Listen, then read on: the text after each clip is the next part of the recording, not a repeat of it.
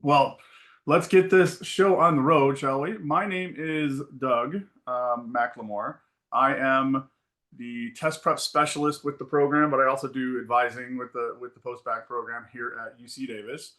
I'm going to preempt this all by saying this is the UC Davis Health Professions Post-Baccalaureate program, which is different than the one that is UC Davis Health, and now known as the California Consortium Post-Bac program. So there are two different programs. Let's make sure you're here for the right one, which is this is the Health Professions Post-Baccalaureate program, which we meet or we have a January to December program. We do not do fall starts. We do January start. So just making sure you're all in the right place for the right post-bac program. If you're looking for the California Consortium program or the one through UC Davis Health, the med school, that's down the road in Sacramento, not Davis. So just FYI, there's a lot of confusion about that most of the time. Although it's better now if they change their name. We're here to just talk a little bit about the program and what it entails, and answer questions that you might have about our program. So feel free to, as we're going, ask questions in the chat box, and I will address them as they come up. So let's get on with the slides. So the first slide here says we serve all health professions for academic enhancement. I do want to actually say right now we're not looking at pre-vet students, because if you know somebody's pre-vet, because pre-vet is, we just are having no luck getting people in with pre-vet, because a lot of the vet schools are saying with the post-bac, we won't accept students. So we're not currently taking vet students. We're taking every other health profession except for pre-veterinarian. We do have two versions of the program. One's the 12-month program, and one's the quarter-by-quarter option. So you can do, if you only need to do a couple classes or 1 quarter of enhancement, we can work with that. The price is the same whether you're paying, the price per quarter is the same whether you're doing the quarter-by-quarter option or you're doing the 12-month program. The 12-month program is January start, as I said. We've got test prep that goes in there. So if you're pre-med, you're going to be taking the MCAT. If you're pre-dental, you're going to be taking the DAT pre-ops. You're going to be taking the OAT. If you're going into nursing or PA school or PT school, things like that, GRE is probably the way you're going to go if you need a test. Right now, GRE probably isn't super necessary for those types of programs. Vet school is actually, PA school, I would say, is harder than vet school as far as like percentage acceptance rates right now. But vet schools are generally like there's not as many as there are PA schools, so that's one of the effects that we're seeing. Yeah. For the quarter-by-quarter option, do we still do research or the MCAT prep? No, these other things, the ones that say for the 12-month program, those are just for people that are doing 12-month program. So in the quarter-by-quarter option, you don't get this additional set of things. So the test prep wouldn't be for somebody that's in the quarter-by-quarter program. The track system, which is our research track, our health equity track, or our EMT track, is again for the 12-month folks, and that occurs during the summer. We do a committee letter, and we work with you even after you finish our program to work on your application and your review prep and all that kind of fun stuff. And then we also have Timely MD, which is for mental health support while you're in the program. So those are all things that are in the 12-month program only. I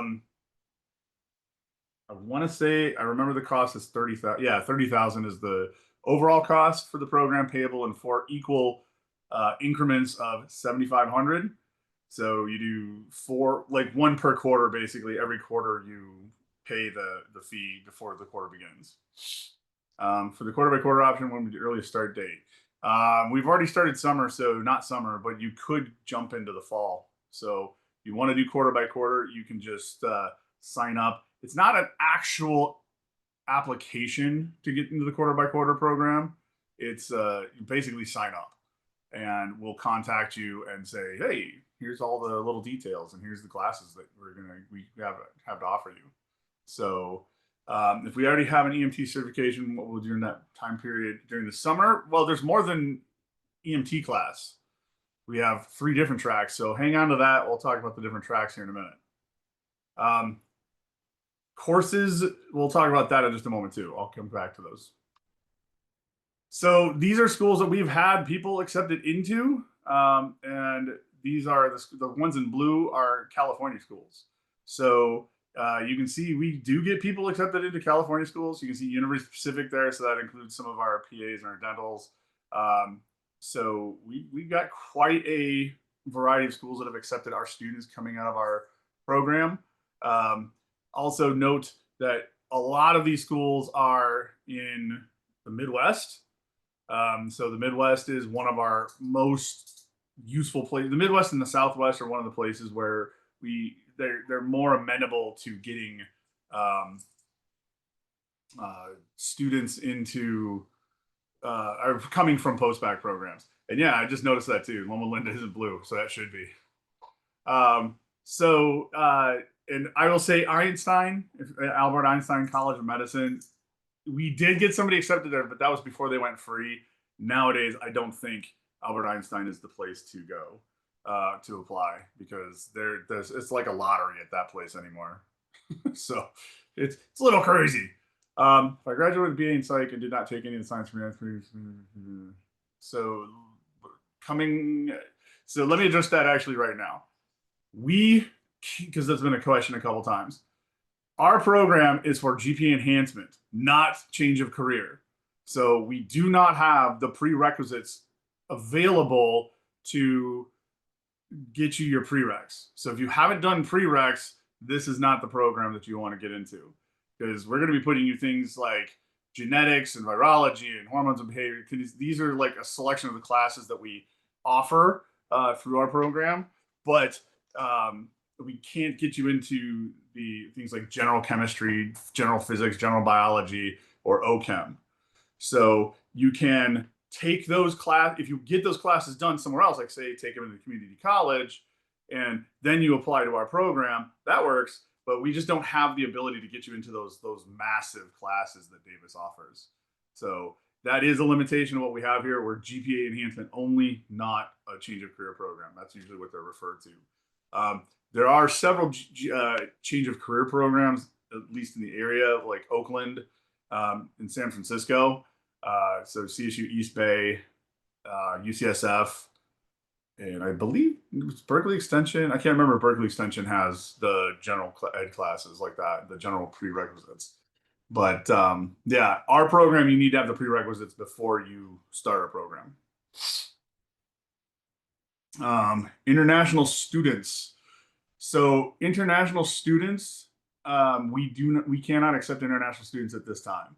So I'm not sure what an IMG stands for, but if you can clarify what that means, I might be able to know more. But like if you're not a citizen or green card holder, we aren't able to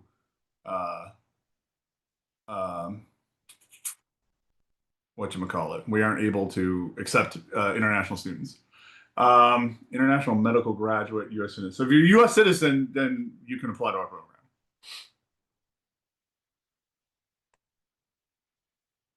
All right, a lot of questions. Oh my goodness. So what are the prerequisite classes you need to have? It depends for the track you're going. If you're pre-med, if you're pre-med, you're basically taking general biology, general chemistry, physics, organic chemistry, and biochemistry. Those are the 5 sequences that you need to have under your belt for pre-med. If you're going something like dental or D8 or dental or optometry or PA school, you're also going to need anatomy and physiology, and maybe a couple other classes. Like some PA schools require microbiology. So that is more of a school dependent thing, and that's something you would want to look at, like what is the PA school or the med school that I want to go to, what do they have as prerequisites? Those are the ones that we're going to be comparing it to. Okay. So what does the program look like? I gotta start marking these questions so we can I can come back to some of them. There we go. So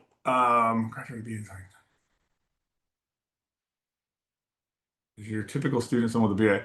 Our typical student is like we got BAs, we got BSs, we got sometimes we have person that was in had a master's degree. Um, Really, it's about where you're going, not where you've been with our program. So, first quarter, here's how the program is structured. The first quarter, we do 3 science courses, not 4, because we want you to get a good start. And a lot of y'all are coming from non-quarter backgrounds. And for those of you who know what quarters are like, 3 hard upper division science classes at the same time when you're just starting to get used to a 10-week quarter can be really, really, really tough. So we want you to um, get a good foundation. So then the next quarter, we up it to 3 to 4 science classes, depending on how that first quarter went. Then during the summer, we have the track program. And then in the fall, we have again 3 to 4 science classes. What that amounts to is enough units, usually, and it depends on your particular situation, is about a 0.2 increase in your overall GPA. More action will happen with your science GPA, but we can usually get about 0.2 units improvement in that GPA with the way our program goes. So if you need a bigger improvement than that, what you might do is do some classes before you start at community college to do some starting of building and then join our post-bac, and then we can get you the rest of the way there. And then every quarter we have a support seminar. The first one is a learning and test taking strategies course or seminar. It's an ungraded thing. It's pass, no pass. But really, we go through a lot of tactics to help you just sort of figure some things out about what works best for studying for you. And then medical terminology is in the second quarter. It's not a full med terminology class though. So those of you, the PA school folks, you still have to take a full med terminology class at a community college because we don't have one at Davis currently that we can do. So that's a class the PAs have to take. Narrative medicine, learning how to write like in this new style that we're starting to see sort of permeate the medical field, narrative medicine. And then the last quarter, we have an application preparation ceremony, not ceremony, seminar where we basically go through all the parts of the application, personal statements, transcripts, transcript entry, secondary supplementals, interviews, like all of that stuff that goes into the application. We review that so that when you get done with the program, you can start working on your application. Well, actually, we're going to start working on your application in that fall so that January to June, you're finishing that stuff up. You're getting into a job probably so you can make some cash for that summer or for that gap year and then get your application in June following the end of our program. For those of you taking a standardized test, we're looking at doing the standardized test in January through March. We would want you to take it there. This is not a private program. This is you'll have to be on campus to do this, or not on campus every day, but you'll have to be able to get to campus for this program. And then we have test prep, which is 1 year of MCAT. We start right at the beginning of the year and start like talking about what's the MCAT about. We really start digging into the prep in the spring/summer quarters, where I'm going to be working with each one of you to build a study plan for you. And like I said, we're going to target. We want to get that thing targeted for January through March as a first take, in case you need to retake. DAT, we start the next quarter in spring. We start working with the DAT folks, and then GRE we start with summer because each of the tests is progressively shorter and less content.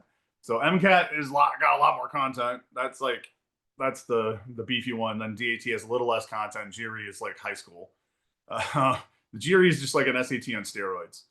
And that's honestly think it's why it's hard for people, because they forgot all the math that they learned in middle school. That's what's on the GRE. So So in a nutshell, that's how the program works. I did see a question like, do you get a certificate when you finish the program? Yes. Once you finish the program, you get the certificate for doing like you got to maintain a certain GPA, of course. You also will get the committee letter and the application prep help in that year following. So all of that's included as part of the full year program. I also saw somebody ask um, about FAFSA. We do not qualify for FAFSA, unfortunately, because we are not a degree seeking program. So you'll have to use private funding, private loans for that. We have a person who works with the students on that, and I can provide their contact information should you need it.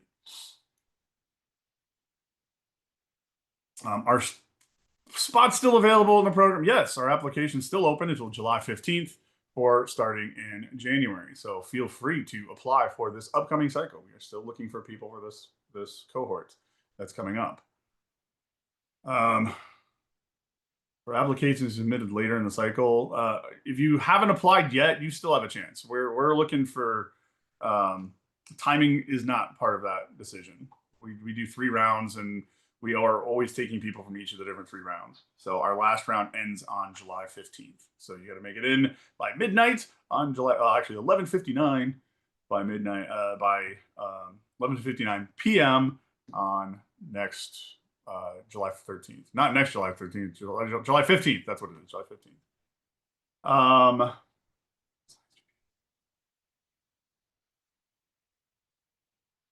If you're starting with a 2.8 and you can improve it to like a 3.0, that would be the minimum we would want you to have before you apply. Yeah. So we have had students get in with little like 2.9 somethings, but 3.0 is kind of that the line that we want you to cross to be safe in applying. So we want to see that GPA get to a 3.0. When would the deadline for the fall quarter start? As long as you sign up for the fall quarter by, I would say try to sign up by within a month of the beginning of the quarter. You're going to be fine. Don't wait until like the week before, because like we might be able to get you in, but it's not going to be guaranteed.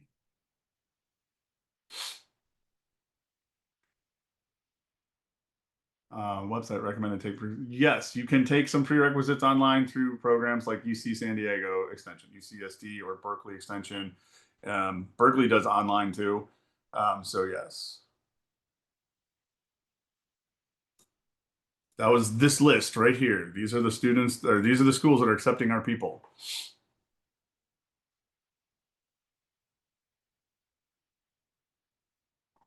I would not recommend. So that's actually a good question. Somebody's just asked about having like a 3.6 cumulative and a 4.0 science. That GPA is already fine for getting into med school. I'm assuming med school. It could be PA school, but even PA school. That kind of a GPA is not something that needs enhancement. This program is for enhancing GPA. If you've got a 3.6 cumulative, though, you don't really need to enhance your GPA. You want to get some experience. You want to get like shadowing experience. But and by the way, research is not necessary to get into med school. Don't believe all that stuff on Reddit. It says, oh, you absolutely have to do research to get into med school. So yeah, just go do some shadowing or get a job at a clinic, get an MA certification and go work in a clinic, or a phlebotomy certification. That's the kind of stuff that you would do in that kind of scenario. You really don't need a GPA enhancement when your GPA is already there. So when we're talking GPA here, we're talking like, okay, probably you've got a 2.8 to a 3.2. That's where you want to be doing GPA enhancements. 3.5 cumulative, same deal. You're already doing good with the 3.5.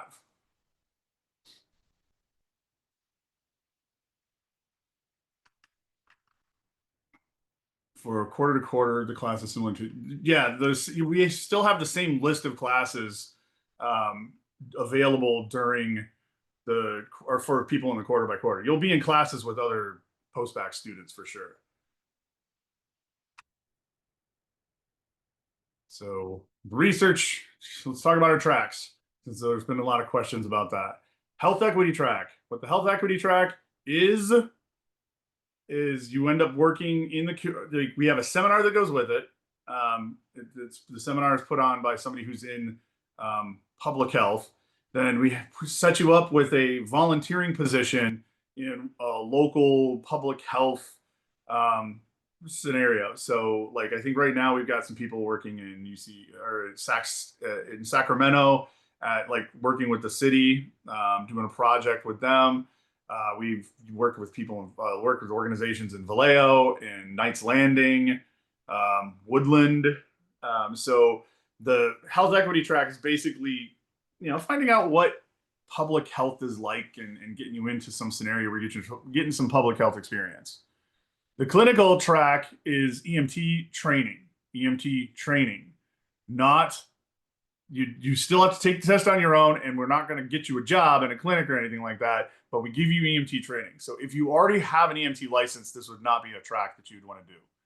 But if you do an EMT license, if you have or if you do the EMT track, you can take the test right after the certification test, right after you finish the program, and boom, you got a job right out, walking right out. You can probably get a paramedic job or something like that, which is a nice thing.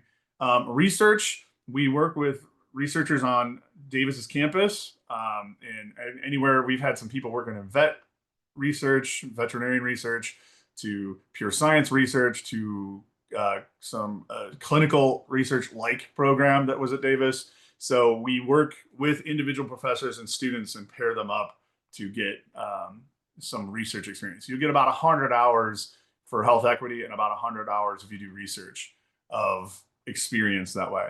Some of the students end up staying with the researcher on through the end of the program, but that's between you and the researcher themselves. So hopefully that answers that question about the research. Do I have recommendations for targeted MCAT courses, prep, self-study is not? Our program has prep in it. We do the prep as part of the program if you're in the full year program. So that my recommendation would be, don't buy anything if you're just going to be taking our prep in our program. So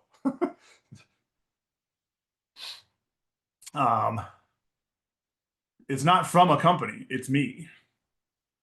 We don't buy any packages here. I use Kaplan materials, but it's me. I've been doing test prep now for over 20 years. So I've taught for the big companies before, but I also have developed this program so that it's not just a canned program like you've seen before.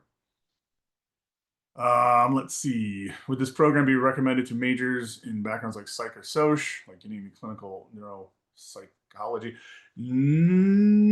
That one, I would say set up an appointment. I'll give you guys a link at the end to set up follow-up appointments. Like clinical neuropsychology, that sounds like getting into grad school.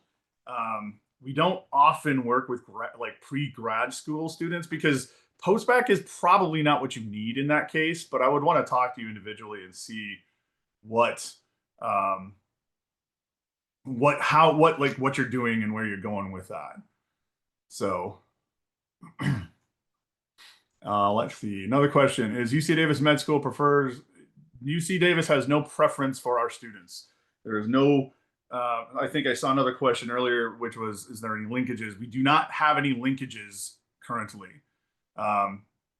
We're working towards that, but we don't have any. And it's not like Davis will say, oh, they did the Davis Post-Bac, so we'll take them. You have an equal chance at any school in California, essentially. The California schools often are regionally preferenced. So like Davis likes people from Central California and Northern California. Or to say, if you want to get it, if you're from SoCal, you'll probably have better luck applying to say an Irvine or Riverside or something like that. Is this program for someone living in Washington State, and do any students look at students outside that list?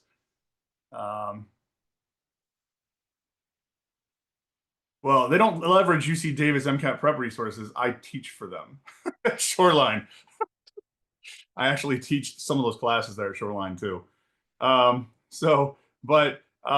Yes, this program, we have had Washington State residents in our program, Oregon residents, Georgia residents.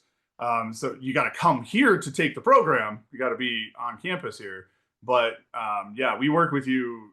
Like if you're applying, say, as a Georgia resident or a Washington resident, then we take that into account with advising, because like you probably are going to be applying to different schools than say somebody who's from California if you're from Washington. If your GPA is 3.0, what minimum score? Um, MCAT score, test prep, our test scores and GPAs do not have a scale that's like, oh, if this goes up, this one can come down, or if this one goes down, this one comes up. That is a myth propagated on Reddit. Delete Reddit, guys. Reddit is bad advice. Totally bad advice. Um, your MCAT and your GPA just have to be above the bottom 10th percentile that a school will accept, and then you'll get interviews.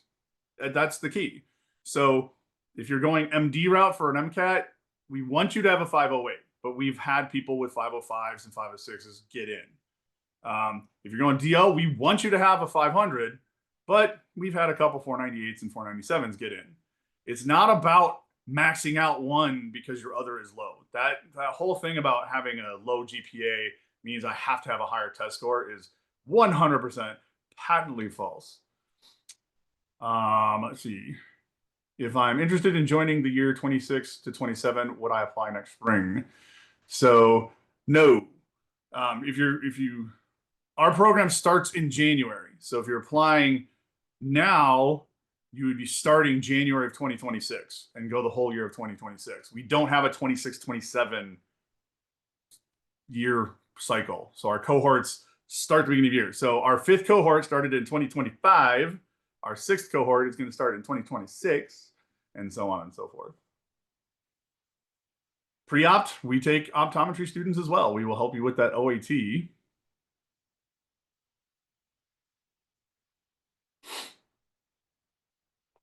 What's the benefit change? So, master's programs are usually more expensive. Post-Bacs versus master's programs. Post-Bacs, like they're generally cheaper than most master's programs. I can't say it's across the board, but it's usually the case that that's true. MS degrees have a benefit too because you have the degree, and they are often FAFSA. They can be, you can use FAFSA for a lot of those master's programs. So it's kind of the give and take. FAFSA can, most of the master's programs will use FAFSA, so federal funding. Most of the post-bacs do not, but post-bacs generally are cheaper than master's programs. So there's a give and take for both of those. Is there an option just to take the MCAT portion? At this time, there is not. Is this part of the UC consortium? We are not part of the UC consortium. That is called the California consortium now, and that is the other one I mentioned at the beginning, that's not who we are. We are on UC Davis's campus in Davis, California, not UC Davis Health, which is in Sacramento.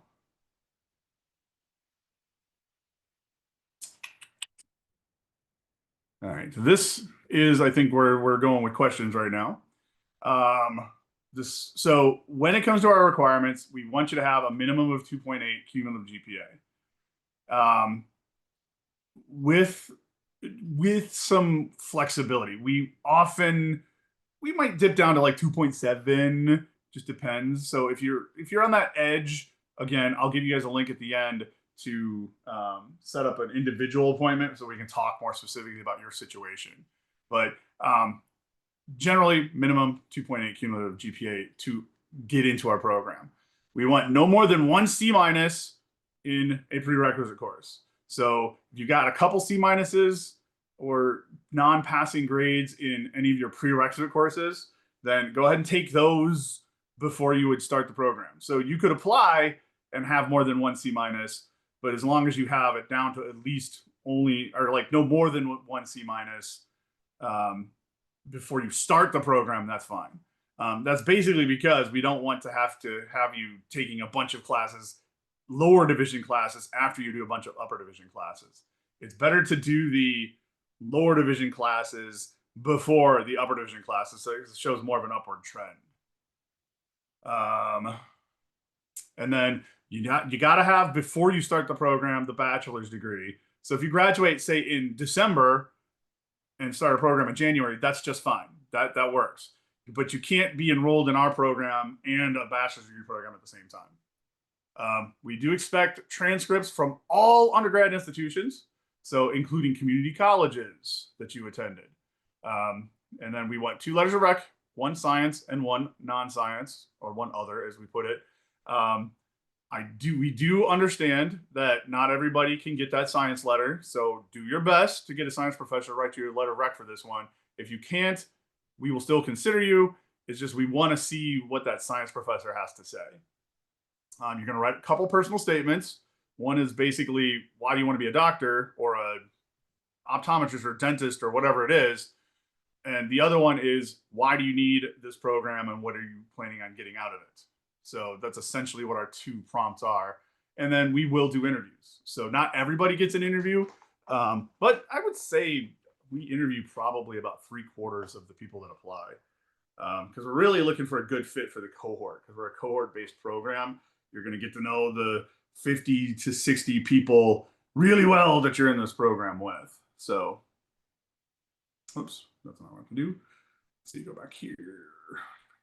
Would I recommend this post-bac for somebody with a 3.2 GPA? I think 3.2 is reasonable to do a post-bac. Would I recommend this for students who've gone through grad school?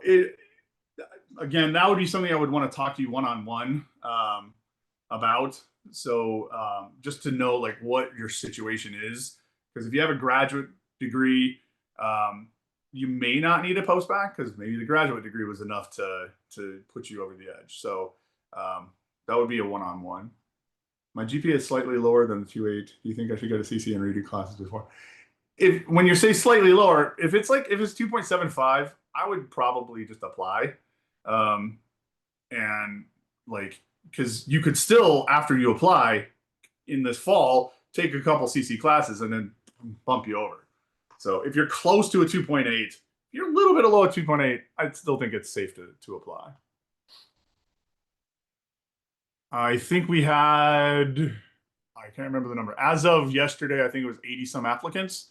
So we still want more applicants. And there's a bunch in the copper too. There's a bunch of people who haven't actually submitted, but they're in the queue in Post-Bac-CAS, because that's how we apply. We have Post-Bac-CAS to do it. Our upcoming cohort is going to be between 50 and 60 individuals. If I need more GPA increase after 1 year in the program, can I take an extra quarter? Yeah, you can do an extra quarter, or we can help you navigate that kind of thing. That's what the advising is all about. It's help you figure out, okay, how many more classes do I need to take and what? And so I have a GPA calculator where you're going to have you fill out, and we'll run some scenarios and figure out what you got to do.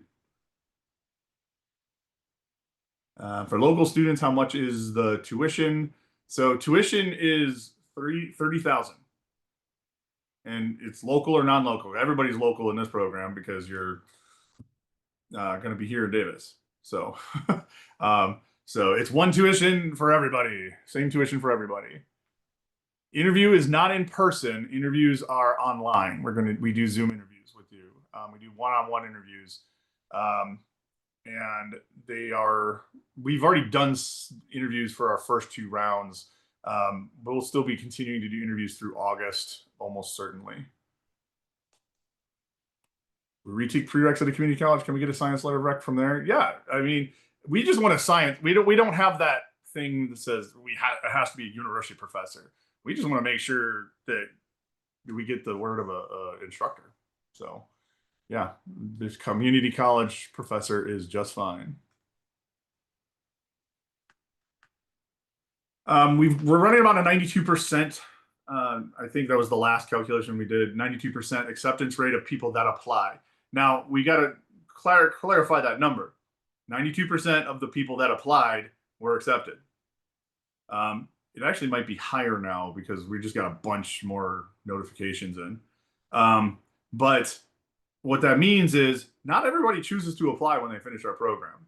So I would say about a third to a half in any given cohort end up applying that upcoming year for various reasons. Sometimes people want to wait another year because they got to refill the bank account, or sometimes people want to get some additional experience. Sometimes they're doing another class or 2. There's a lot of reasons why people are, they don't apply right after the program. We still help I mean, I just talked to a first cohort student the other day. So we're generally not in that business of saying you have to apply in the following year. Every year so far, though, we have had more and more applicants. This year, I think we hit 30 something applicants in this cycle, going on into med school, PA school, dental school, etc. So, so hopefully, I want to get that to like 50 people every year because that's like our cohort size, but we're not quite there yet.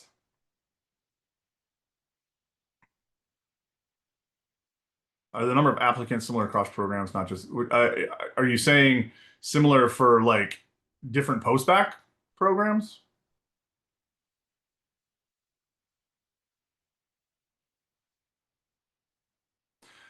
I mean, I would assume that we're all seeing about the same, which is a lot of applicants. I mean, every program probably seeing, it just depends on the cohort size, but every program is probably seeing upwards over 100 candidates for 50 people type thing, like a 2-to-1 ratio of people that apply versus that don't.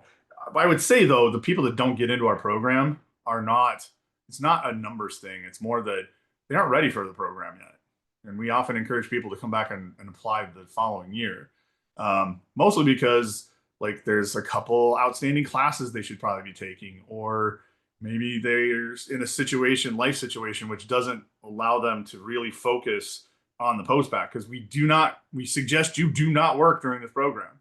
We don't, we can't require that, but like the purpose of a post-bac program is to get all A's as much as humanly possible. And which means, you know, you really gotta focus on the academics, which means working takes away from that. So maybe that's not in the cards for you this year or something, and then we don't accept that person. So most of the people we don't accept, it's not just outright declines. It's like, okay, maybe next year, maybe when you got this figured out or that figured out. So, and I think a lot of postbacks are like that. It's not usually a numbers thing. I mean, I think what people are hedging around out there in your minds is that how competitive do I have to be to get into this program? And that kind of doesn't make sense for a post-bac program because if you think about it, what is a post-bac program here for? We're here to get you competitive. That's why we're doing this. So we're not turning people down because their GPA is not high enough. Not at all. We're turning people down because we don't think that they're ready to get competitive yet. That's why. So we take 2.8s the same rate that we take 3.0s and 2.2s and stuff. If you have more than one C minus in a prerequisite course, but if you retook that course, got a better grade, is that a grade? Yeah, that's the point. We want you to have something that you could put on your application to med school or PA school or whatever it is, and use that successfully. So we just want you to have those prereqs. We want you to have those prereqs ready for when you finish the program and need to apply later on. So if you're already retaking it, you're good in that boat. So yeah, I think not enough people understand that about post-bacs is that the whole reason for a post-bac is we try to give you that leg up. Like that we're not in business to turn people away. I want to get everybody here. I want everybody to get into the next program. That's what we are here for. If we don't make it so you can do that, then we haven't done our job. So in my opinion, was there something in common between the students who got into California schools versus Midwest? Yeah, I mean, everybody's goal is going to be to go to California. I don't really think there's a difference other than it's the same difference you're going to see if you didn't have a post-bac versus if you did. The difference is between if you get into a school somewhere else in the Midwest or versus California is probably just your experiences versus their experiences, your GPA versus their GPA. But honestly, we've been finding GPA hasn't really made that much of a difference. If I graph GPA versus where they got in, it doesn't seem to correlate. So, I mean, I think you have just as much chance of getting a California school as a Midwest school. And we have students apply across the board. Like we want people applying 20, 30 schools. So it's just the Midwest schools take people from other states generally. Do most students who took your program get into DO and not MD? Um, that really is dependent on your MCAT, honestly, DO versus MD. We've had plenty, like last year, I think we had 8 students get enrolled at UC Davis. This year, I think the number's 7. We've got the white coat ceremony coming up. We're going to go to that and see all our students in there. So, we get plenty of MDs. I think it's a more of a thing where if your MCAT isn't there, that's what's going to keep the MD out of reach. You get a transcript from us because it'll come from UC Davis Extension, but so you'll have a transcript with all the classes and grades, and then we do give you a certificate of completion for successfully completing it. Do you recommend to do master's program GPA is not good enough after your program? I don't. Sometimes yes, sometimes no. I think sometimes it depends on what you're going to be doing with that master's degree. So hopefully you don't need the master's degree if you do our program. But again, that's something that's a little more. What's the word? That's an individual conversation. Like again, when I give you guys the link, set up an appointment with me with that after the fact, and we can talk about your particular situation. So 12-month program, just to finish off the slides here a little bit. 12-month program is $30,000. Like I said, that's not including housing, health insurance, books, transfer, and the living expenses. So you do need to pay like room and board yourself. We do a room share channel on our Discord. Once you're accepted into the program, you get added to that.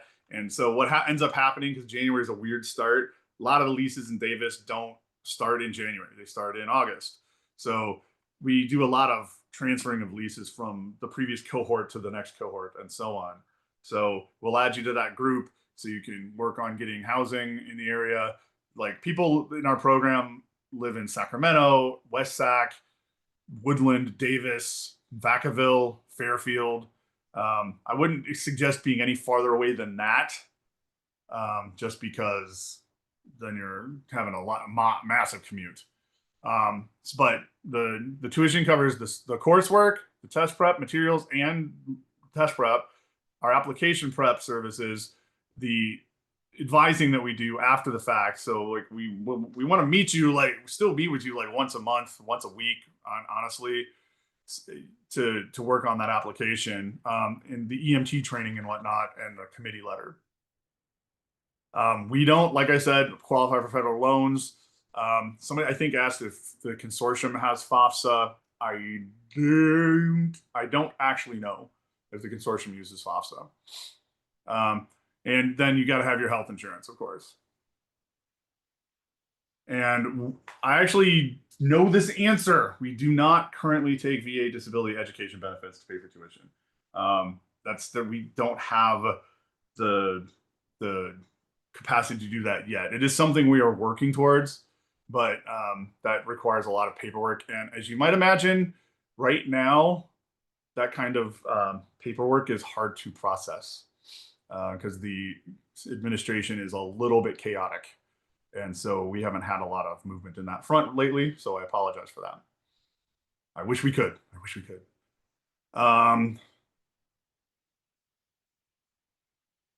Let's see. Do I find under master's programs at UC Davis that have similar courses in the post-bac? Okay, a lot of questions. So MD, I would want you to have a 508 on your MCAT. That's a safe score. Master's programs at Davis that have similar courses as the post-bac. I honestly, a lot of the master's programs here are not science programs. Most master's programs end up being PhD programs. Science doesn't do a lot of master's degrees. Science does PhD degrees most of the time.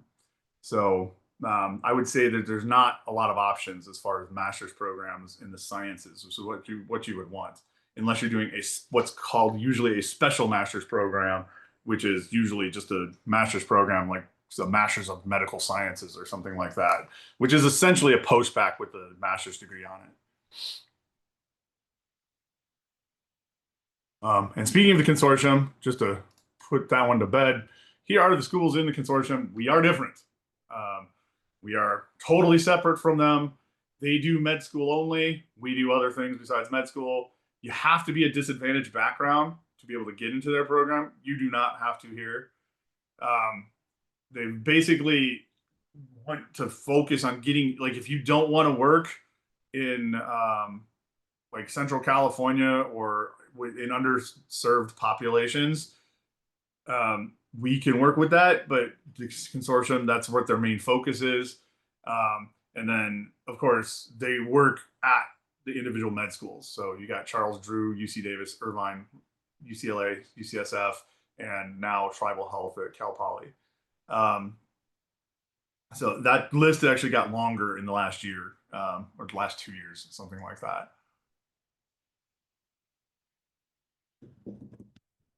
So if you're an underserved population or area, then that might be the right way to go.